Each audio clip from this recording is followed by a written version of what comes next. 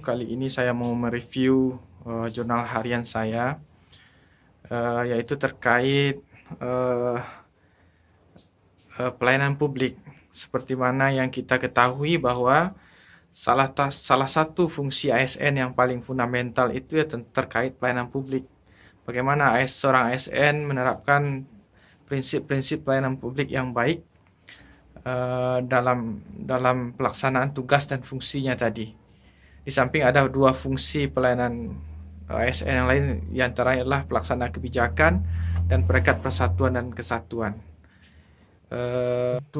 Untuk kita membahas definisi pelayanan publik, kita bisa melihat aturan perundang-undangan, yaitu sebenarnya pelayanan publik sudah diatur dalam Undang-Undang 25 tahun 2009 tentang pelayanan publik.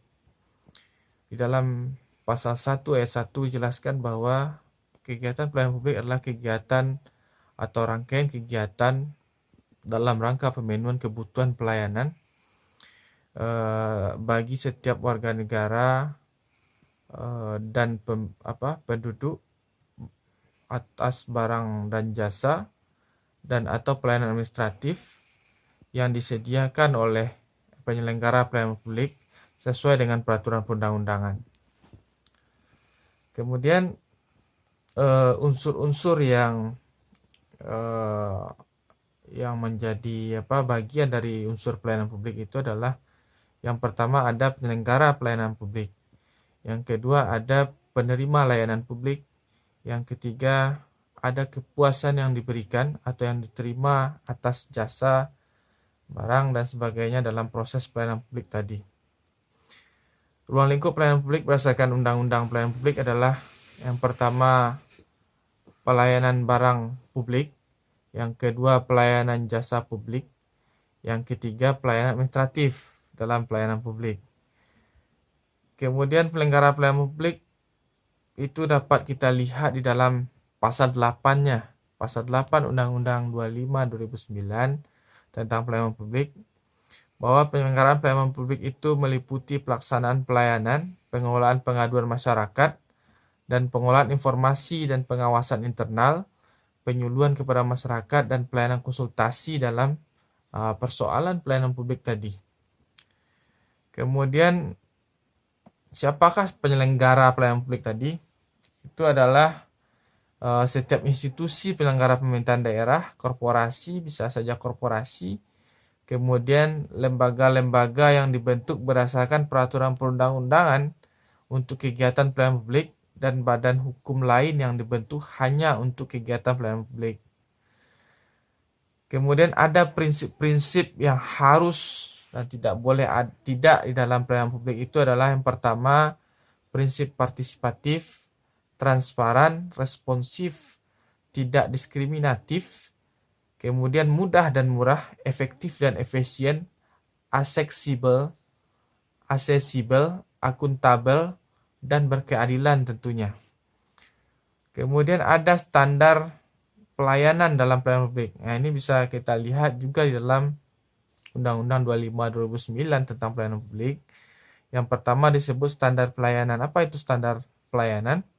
Standar pelayanan adalah kewajiban penyelenggara pelayanan publik kepada masyarakat untuk mewujudkan pelayanan publik yang berkualitas, cepat, mudah, terjangkau, dan terukur.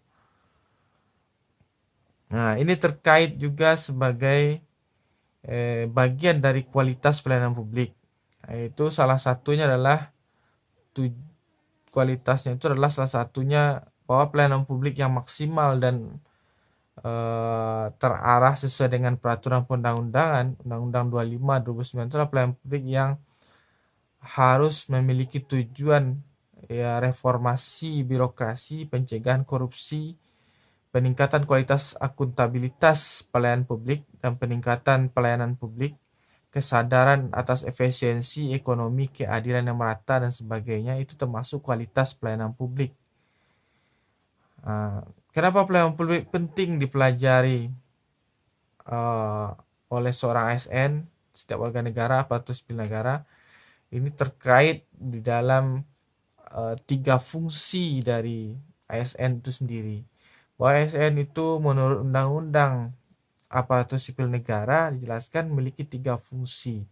Yang pertama berfungsi sebagai pelaksana kebijakan, yang kedua berfungsi sebagai pelayanan publik, yang ketiga berfungsi sebagai perekat persatuan dan kesatuan bangsa. Makna bagi seorang ASN terkait kepentingan pelayanan publik, bahwa ketika seorang aparatur negara melaksanakan mekanisme pelayanan publik, seorang aparatur negara itu harus profesional, memiliki nilai-nilai dasar dalam pelayanan publik yang artinya memiliki integritas,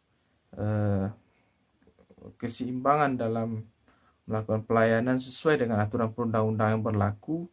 Ini terkait fungsi ASN sebagai 3 fungsi tadi, yang salah satunya adalah sebagai berfungsi sebagai pelayanan publik. Seorang ASN harus memiliki etika, etos kerja, dan integritas sebagai pelayan masyarakat, mementingkan kepentingan negara di atas kepentingan pribadi, sehingga tercapainya pelayanan publik yang maksimal, efektif, dan efisien. Seorang ASN yang melaksanakan pelayanan publik sebagai fungsinya sebagai orang ASN itu harus mementingkan etika, efisiensi, dan integritas dia sebagai seorang pelayan publik. Itu saja review saya terkait jurnal harian saya kali ini tentang pelayanan publik. Terima kasih. Assalamualaikum warahmatullahi wabarakatuh.